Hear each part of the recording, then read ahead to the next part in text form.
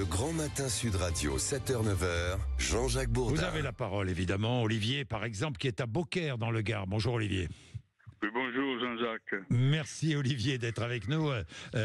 Beaucaire, dites-moi, il a beaucoup plu sur le Gard, mais à Beaucaire, heureusement, pas d'inondation, pas de gros dégâts. Les dégâts, c'est plus au nord, évidemment, l'Ardèche, la Haute-Loire, le Rhône. On a vu les images entre Saint-Étienne et Lyon, vous les avez vues. La Lozère, le nord du Gard. Bien, à Beaucaire, il a beaucoup plu, mais ça s'est bien passé quand même, Olivier. Mais ça se passe bien parce qu'il y a une digue. Oui.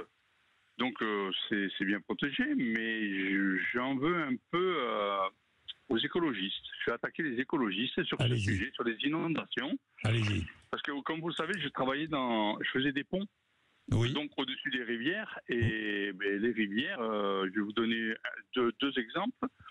Le pont d'Avignon, c'est le Rhône.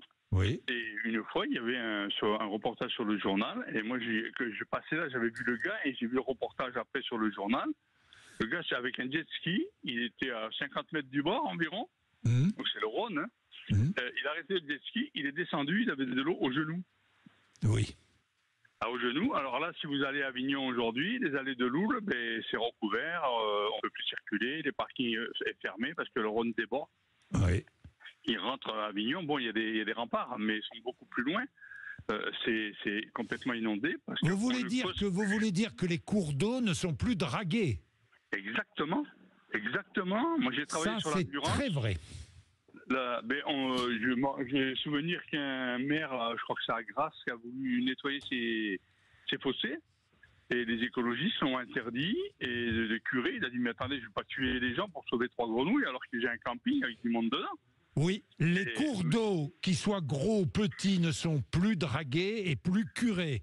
Et évidemment, ça provoque des inondations. Le fond, il monte. Hein. Moi, je vais vous donner le deuxième exemple. Je travaillais sur un pont sur la Tête à Perpignan. Oui. La Tête, c'est un tout petit truc qui... Et malheureusement, quand il pleut, ça monte. Et comme Perpignan, l'entrée de Perpignan, il n'y a qu'une entrée. Donc, ils ont fait des passages à gué sur la Tête pour dévier la circulation, par exemple, pour aller sur Andorre. Alors, le passage à gué, c'est simple. Ce sont des grosses bûches de 1 mètre. On les pose les unes à côté des autres et on met du béton dessus. Oui. Et quand je faisais le pont, je me suis aperçu que les bûches étaient bouchées, mais il restait 20 cm en haut, quoi. Ouais, donc, j'ai demandé au conducteur, j'ai dit, écoute, on a la pelle qui fait rien. On pourrait pas déblayer la pelle, là, comme ça débouche déboucher les tuyaux. Il me dit oui, on envoie la pelle. Demi-heure après, de gendarmerie, qu'est-ce que vous faites là? On dit on débouche les bus. Non. Les écologistes ont dit que c'est interdit. Il y a des grenouilles, des crapauds, des bestioles, là, il faut pas les déranger. Donc on s'est arrêté. 3 jours après, la Tête a débordé. Il y a une dame qui a voulu passer, une dame de 78 ans qui a voulu passer sur le passage à gué. Sa voiture est emportée, elle est morte. Alors on a sauvé les grenouilles, on a tué une personne. Ouais. Olivier, ce que vous dites est formidable parce que c'est vrai. Moi, je l'ai constaté chez moi dans le Gard. C'est vrai. On s'interdit aujourd'hui de curer les rivières et les ruisseaux. Mais oui, ce qui est une erreur. Olivier, vous êtes à Beaucaire, vous aimez le foot? Oui. Bon. Il va y avoir Beaucaire contre Nîmes Olympique en Coupe de France. Nîmes Olympique, oui. Oui, exactement. Ça va être quelque chose. Hein. Pas ce week-end. J'espère que le stade sera accessible, que l'eau n'aura pas monté plus. Parce que sinon, on ne peut plus y aller.